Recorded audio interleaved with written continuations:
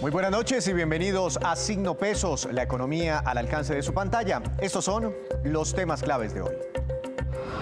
Formación laboral dentro de las empresas. Esa es la nueva estrategia con la que el Ministerio de Trabajo busca que los colombianos sean actualizados en conocimientos y competencias laborales. En minutos, el ministro Ángel Custodio Cabrera nos cuenta en qué consiste y las ventajas de este plan. El impacto económico de la minería ilegal. Un estudio revela cuánto dinero mueve esta industria y qué daños provoca en las empresas legales y en los países. Todo en La Movida Empresarial con Juan Fernández. A aprender de finanzas personales. El desempleo y la caída en los ingresos de muchos hogares está obligando a los colombianos a replantear la forma en que gastan su dinero. Una experta en la materia nos cuenta esta noche claves para hacer un manejo más eficiente de nuestro salario.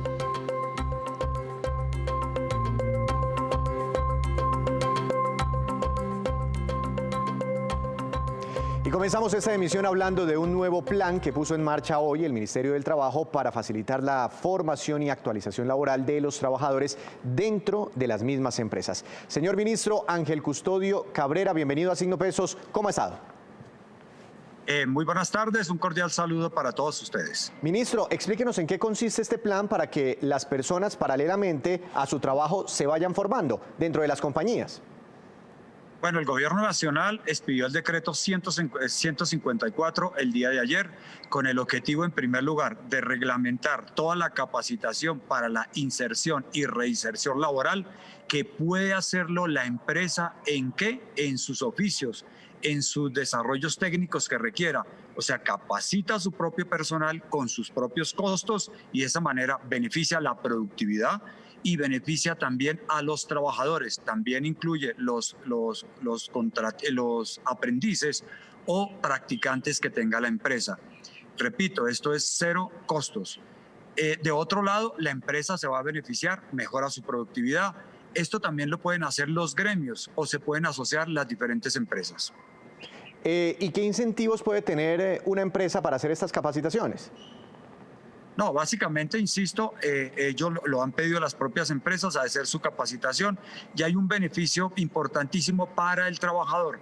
La empresa está obligada a entregar su certificación, lo cual ayuda a su historia laboral, ayuda a su experiencia y poder combatir o ayudar a la formación para el trabajo. La empresa se beneficia porque puede ayudar con sus propios recursos a mejorar el mercado laboral y la formación para el trabajo en el país. Por ejemplo, ministro, hay muchos ingenieros de sistemas que necesitan certificarse en ciertas tecnologías, como por ejemplo redes de telecomunicaciones. ¿Ahora las empresas donde trabajan pueden emitir esas certificaciones? Claro, entonces la empresa pide la certificación por parte del Ministerio de Trabajo para poder realizar esa capacitación, donde nosotros evaluamos qué máximo 150 horas, evaluamos qué personal va a dictar esa capacitación, toda la estructura necesaria para ello. Y de otro lado, la empresa se beneficia con mejor capacitación y el trabajador puede obtener esa certificación y eso es lo bonito de este decreto. Pues muy interesante. Ministro, ¿esto se debe hacer, estas capacitaciones tienen que hacerse en un horario extralaboral? No, ya viene el acuerdo entre empleador y trabajador porque muchas de esas prácticas es sobre el terreno, sobre la actividad que está realizando, o sea, es en el trabajo en marcha, o sea, en línea. Y si, por ejemplo, yo destino 2 horas de esta semana para que mi empresa me capacite y después me certifique, ¿esas 2 horas me las tiene también que pagar la empresa? Repito, es en las horas laborales y ya habrá un acuerdo laboral de acuerdo al contrato de trabajo que realicen, acuerdo entre el empleador y el trabajador para realizar estas capacitaciones. Los horarios son flexibles, insisto, es simple y llanamente el desarrollo normal de una empresa. ¿Cualquier empresa en el país, ministro, puede tener una unidad de estas de capacitación para sus empleados, perdón? Sí, hasta la fecha las unidades vocacionales de aprendizaje en la empresa era únicamente para trabajo en alturas. Eso era lo único que estaban autorizadas. Ahora se amplió a todo lo que necesite la empresa, inclusive empresas públicas y privadas. Realmente queremos es apoyar la formación para el trabajo. ¿De dónde nace esta idea, ministro? Tal vez se dieron cuenta que algunos empleados no estaban capacitados, lo que ustedes llaman la formación para el trabajo. De lado y lado, o sea, el empresario necesitaba gente especializada y ellos podían ofrecer esa especialización, esa capacitación, entonces lo hacen y por eso se llama inserción en el trabajo. Y de otro lado también los trabajadores solicitando mayor capacitación técnica de acuerdo a las normas que establece el Ministerio de Trabajo a partir del 1 de julio. Esto suena muy bien, ministro, pero también se puede prestar para otras cosas, así que podemos dejar claro que en ningún momento la empresa le debe cobrar a su empleado por capacitarlo. Es totalmente, y así está en el decreto 154, totalmente gratuito a cargo de la empresa porque eso es lo que ellos han solicitado. Ministro, ¿las empresas dónde pueden encontrar más información para conocer más sobre este tema tan interesante? Con el Ministerio de Trabajo directamente, se inicia el link para esos efectos, para que las empresas hagan sus inscripciones. Nosotros aprobamos esas VAs y de esa manera podemos adelantar esta formación para el país. ¿Usted qué cree que en cuáles áreas o segmentos productivos del país se van a disparar este tipo de convocatorias o empresas interesadas en formar a sus propios trabajadores? No, digamos uno presiente que con la virtualidad, con todo este proceso de pandemia, todo lo que tiene que ver con ciencia, tecnología y todo lo que tiene que ver con plataformas, en general toda la tecnología, redes y en esa misma línea modernizando equipos tecnológicos, todo lo que tiene que ver, por ejemplo, con grandes equipos de comunicaciones, equipos de transporte pesado, toda la línea moderna que hoy requiere más capacitación especializada técnica, inclusive desde afuera del país y demás. Si las empresas pueden capacitar ahora y entregar certificados, ¿esto no le podría restar importancia, por ejemplo, al SENA? No, estos son temas muy puntuales que requiere el empleador. El SENA capacitará, seguirá haciendo la misma capacitación, fortaleciendo a otras personas que no son trabajadores. Acuérdense que esto es para sus propios trabajadores, para los que tienen un contrato de aprendizaje o los que tienen un contrato de practicante. Entonces es exclusivamente para las personas que están vinculadas a la empresa o que se van a vincular a la empresa. Los muchachos en formación, el estudiante en formación seguirá haciendo el SENA para preparar también para el mercado laboral. Ministro, estos últimos minutos quisiera aprovechar, ya que lo tenemos aquí en Signo Pesos, para preguntarle, hemos venido hablando con usted mucho de este tema, sobre la misión de empleo. ¿Ya le entregaron recomendaciones? ¿Cuándo se va a estructurar la reforma laboral? Bueno, la próxima semana la misión de empleo empezará a hacer los diferentes comentarios, validarlos con diferentes sectores académicos, además, mirando lo que se puede proponer. Esto ya arrancó y como lo había dicho anteriormente, finalizando el mes, tendremos ya unos pequeños insumos para ir preparando la discusión en Colombia. ¿Y usted ya conoció algunas de esas recomendaciones? No, hasta ahora estamos simplemente detalles, cosas como estas. Cualquier reforma que se haga, cualquier tema debe incluir dos temas elementales: protección para la vejez y generación de empleo. Y todo debe ser concertado con el Ministerio de Hacienda. Y de otro lado, muchas cosas pueden ser a corto, mediano y largo plazo. Todo el tema estructural debe ser a largo plazo. Cuando conozcan esas recomendaciones, ¿ahí sí se empezaría a redactar el proyecto como tal de reforma laboral? Claro, primero se presentará a la Comisión de Concertación Laboral, trabajadores, empresarios, y socializar con el Congreso de la República, y se preparará ya algún documento previo a esas conversaciones. ¿Y ese proyecto será presentado este año? Sí, tiene que ser en el primer semestre del año 2021. Ministro, esto no, digamos, un proyecto tan importante como la reforma laboral, ¿usted cree que sí tenga por lo menos espacios de discusión en el Congreso de la República paralelamente a otra reforma muy importante como la fiscal? Vamos a mirar, el Congreso de la República siempre ha estado abierto a estudiar estos temas y yo creo que el Congreso sabe muy bien lo que necesita el país y todos los colombianos, y en ese orden de ideas daremos las discusiones iniciales y prepararemos los eventos que sean necesarios.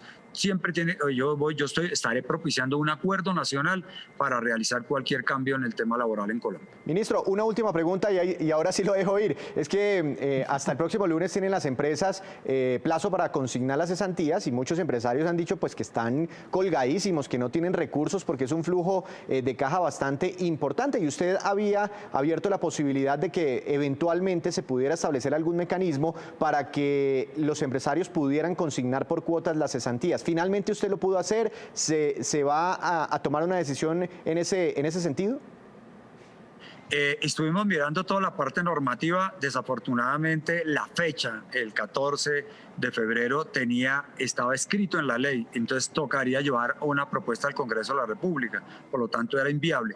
¿Qué hicimos con el Ministerio de Hacienda y con el Fondo Nacional de Garantías? Le estamos diciendo a los empresarios y a pequeños y medianos empresarios que acudan al Fondo Nacional de Garantías, al Ministerio de Comercio, al programa Impulsa, y ahí estamos. El gobierno, con las garantías del 90%, apoyará esta línea especial para ayudar en las cesantías. Entonces el Ministerio de Hacienda va a colaborar en esa parte para vía crédito lograr hacerlo y sobre todo cubrir este tema social que se viene ya. Entonces no se pudo, ministro, es decir, los empresarios no tienen esa opción de consignar por cuota las cesantías. No, acudir al programa del Fondo Nacional de Garantías con el Ministerio de Hacienda y Ministerio de Comercio. Ahí encontrarían. Está abierto el espacio para eso. Financiamiento encontrarían. Pues ministro, muchas gracias como siempre por sus minutos para Signo Pesos. Que tenga un feliz fin de semana. Gracias a usted, Víctor.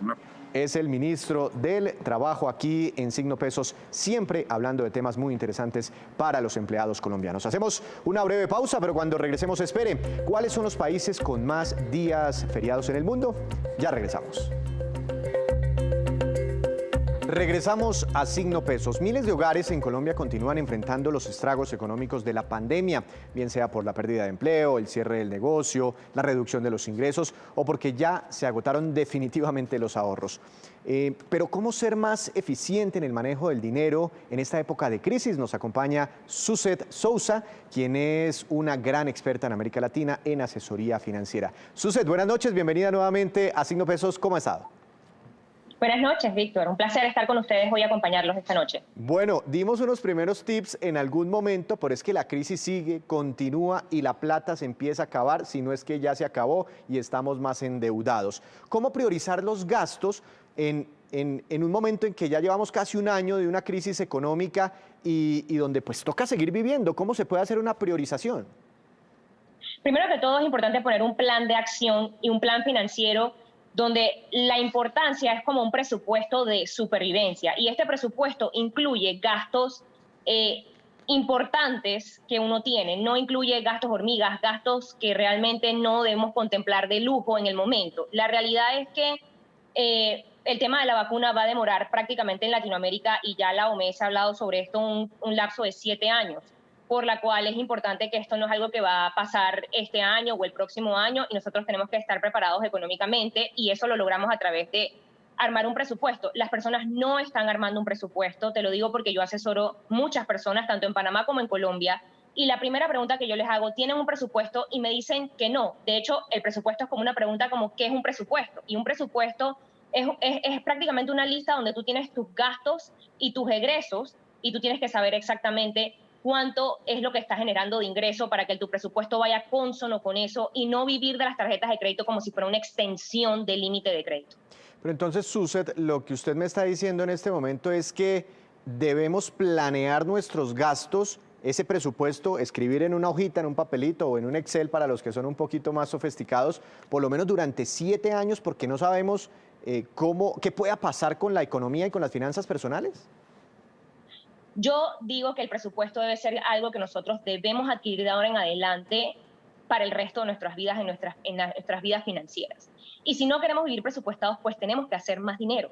Pero la realidad es que tenemos que tener un presupuesto familiar. Eso es parte de una base de finanzas en una familia. Tenemos que empezar a educarnos financieramente, cosa que en Latinoamérica, lamentablemente, no tenemos esa cultura.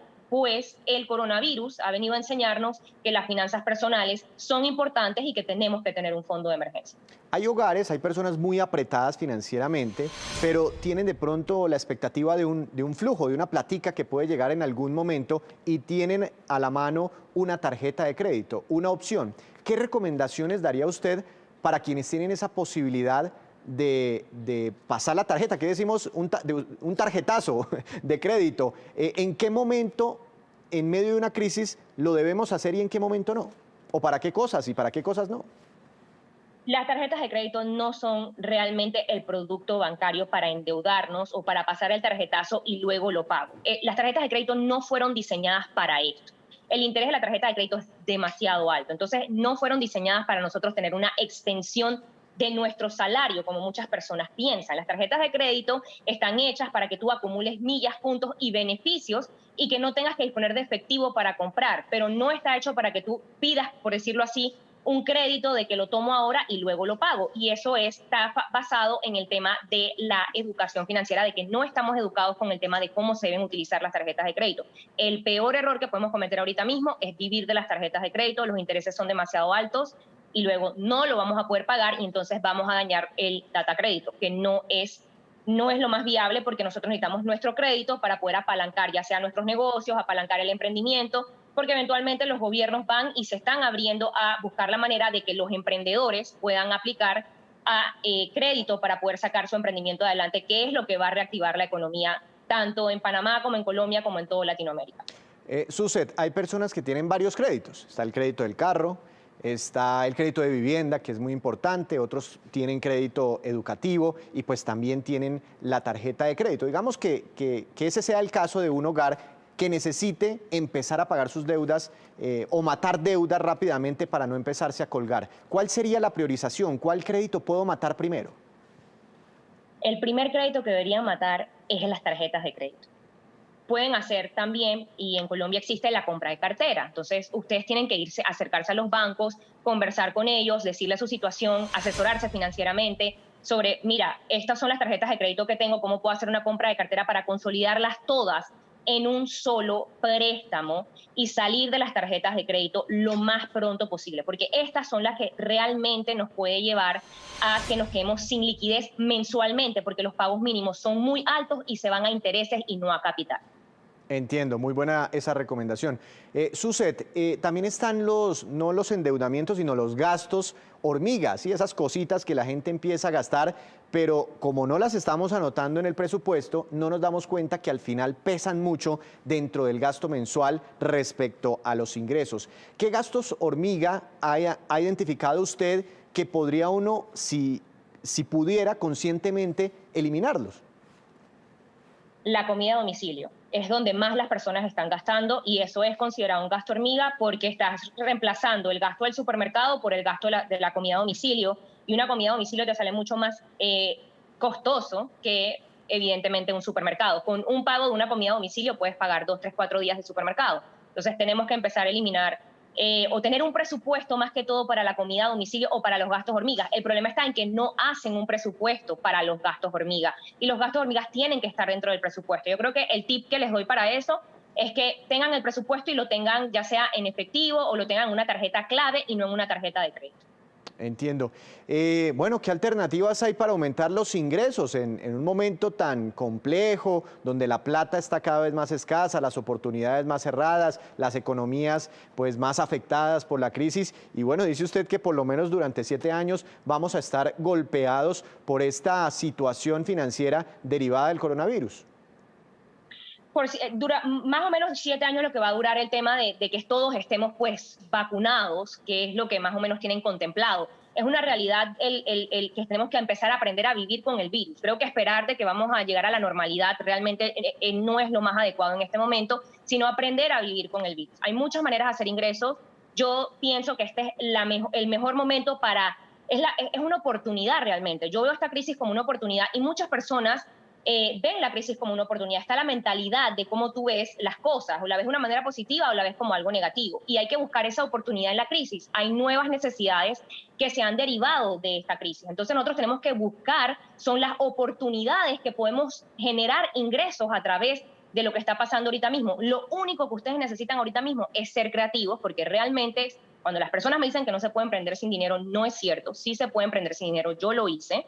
Igual siempre en mis redes sociales yo posteo información de cómo hacerlo porque estoy muy comprometida con toda Latinoamérica en educar financieramente, que siento que es la vacuna que va a salvar la economía de Latinoamérica. Cuando llegó Sucet en el coronavirus a Colombia, 5 millones de personas perdieron su empleo y muchos decían, no, se me acabó la vida, yo ya no tengo futuro. Me imagino que usted en su experiencia ha encontrado personas así, pero ¿qué casos de reinvención nos puede comentar a raíz de la pérdida de un trabajo? Mira, la realidad es que ahora está lo que se llama el trabajo remoto y yo lo hago. Yo tengo muchas personas que son freelance dentro de mi marca, en la parte de mercadeo, que están trabajando desde Colombia, en remoto. O sea, que ahora se abre una nueva modalidad de que tú puedes trabajar desde cualquier país del mundo, independientemente de dónde esté ubicada la sede principal de la marca o de la empresa. Está muy abierto el tema de los trabajos de freelance. También las consultorías, las asesorías. Si tú eres una persona que tiene una habilidad o un talento o puedes asesorar a alguien en lo que sea, esto es algo que tú puedes monetizar. Yo creo que en realidad es un tema de creatividad en cómo podemos darle la vuelta a las cosas. Otro negocio que se ha vuelto muy popular en redes sociales es el dropshipping, y es que tú utilizas eso para no tener que comprar el inventario y poder hacerle llegar a la persona la información de cualquier producto que se esté vendiendo, que tú sepas que la persona puede tener acceso a esto y tú lo compras, no lo tienes que comprar, la persona te lo compra y tú lo traes sin tener que hacer el gasto de tener un inventario. Yo pienso que lo que hay es falta de información, pero hay muchas maneras de hacer dinero en este momento a través de las redes sociales y la parte digital. Lo que pasa es que ahora migramos a la sección del e-commerce y yo siento que no había mucha información o enseñanza sobre el tema del e-commerce, pero el e-commerce es lo nuevo ahora y nosotros tenemos es que ponernos a la vanguardia, claro. Informarnos sobre el tema. Estamos aprendiendo de ese tema. Un último tip de ahorro: ¿qué porcentaje de mi ingreso, por más difícil que parezca, lo que pasa es que uno a veces termina gastándose la plata en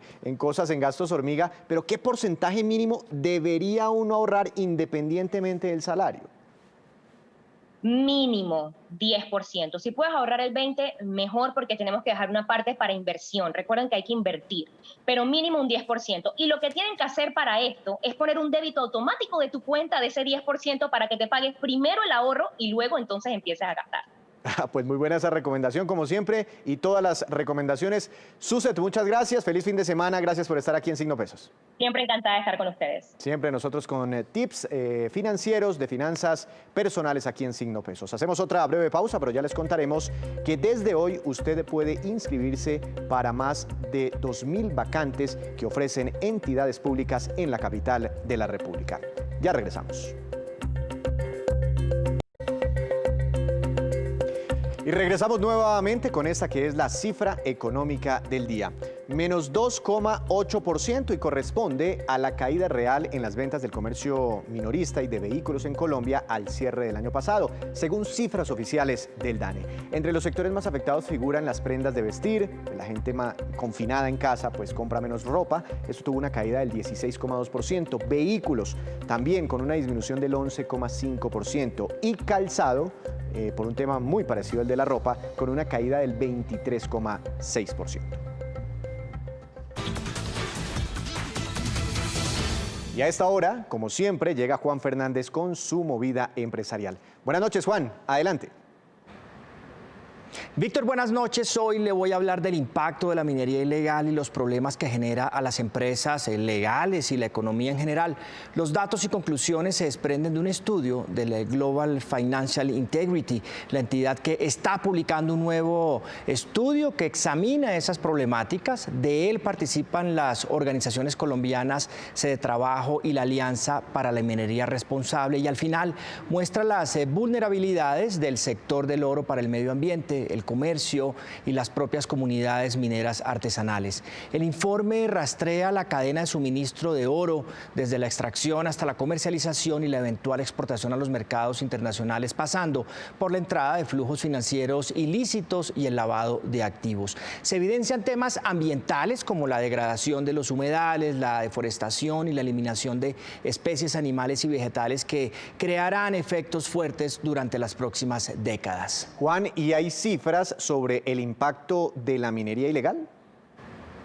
Sí, mire, Víctor, Cetrabajo afirma ahí que el gobierno se ha quedado corto en lo que respecta a la regulación del sector minero al no diferenciar entre minería criminal e informal, y todo esto pues tiene un alto costo social económico. Entre 2010 y 2018 los flujos financieros ilícitos de la facturación fraudulenta en el sector minero superaron los 5.600 millones de dólares. Una de esas conclusiones es la importancia entonces de la formalización de mineros que al final protegen esas operaciones de pequeña escala. Dentro de eso se ven iniciativas interesantes lideradas por mineras de gran tamaño. Casos, solo por nombrar uno, el de Gran Colombia Gold, que opera en municipios como Remedios y Segovia, donde debe estar acercándose a los 50 contratos de formalización con diferentes unidades mineras de Antioquia. Han sido formalizados pese a la presión de organizaciones locales que se oponen a ello.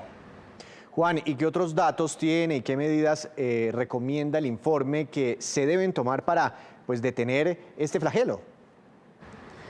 Sí, hay más. Ahora mire estos, Víctor. Unas 10.200 hectáreas de extracción de oro aluvial están ubicadas en puntos críticos de deforestación. El principal destino de oro ilícito fue Opa-locka en Florida, Estados Unidos. Algunos de los principales canales utilizados en el comercio ilícito de oro son las empresas falsas, los correos humanos y el propio sistema de comercio internacional. Y lo que demuestra el informe al final es que se deben tomar medidas urgentes para apaciguar el flagelo, entre ellas priorizar respuestas específicas para las especies en peligro de extinción afectadas por las operaciones de extracción de oro ilegal, tener también una normativa adecuada alrededor de la minería artesanal y de pequeña escala, y que dé una clara diferenciación entre minería artesanal y minería ilegal. Verificar también mejor la información sobre los beneficiarios finales para prevenir flujos financieros ilícitos. Y esta, pues es, Víctor, la movida de hoy sobre el impacto de la minería ilegal en el medio ambiente, las poblaciones, el mismo Estado y, por supuesto, las compañías mineras establecidas de manera legal.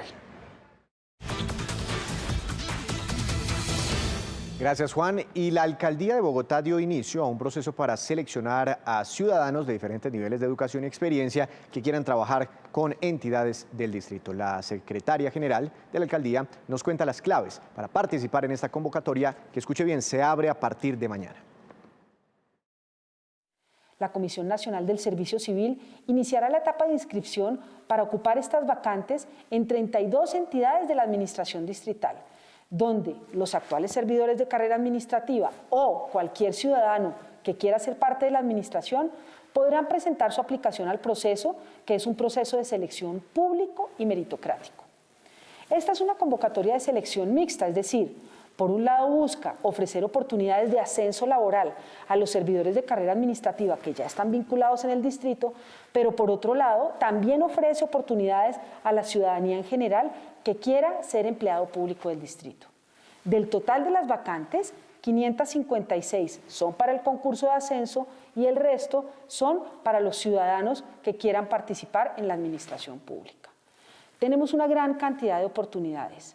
753 vacantes de nivel profesional, 151 vacantes de nivel técnico y 560 vacantes de nivel asistencial.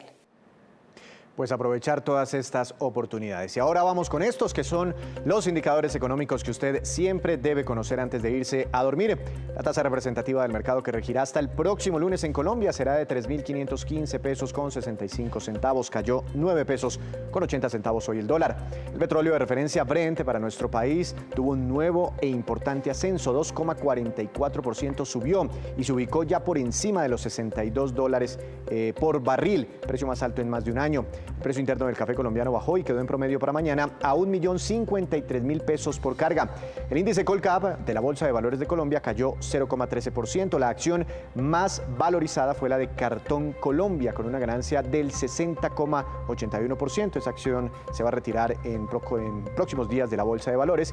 Y la que más cayó fue Promigas, que tuvo un retroceso del 3,30%. Antes de despedirnos, los dejo con el siguiente dato, como siempre muy interesante. El portal Cuando en el Mundo publicó la lista de países con más días feriados, bien sea por fiestas civiles o religiosas, pero al final del día con descanso laboral. En primer lugar, España, que envidia 30 días festivos, Canadá 24 días, Colombia 20 días y Japón 18 días festivos o feriados. Y así terminamos por hoy, pero los esperamos el próximo lunes con una nueva emisión y con toda la información económica que usted siempre necesita saber. Recuerde, esto es Signo Pesos, la economía al alcance de su pantalla. Que tenga una feliz noche.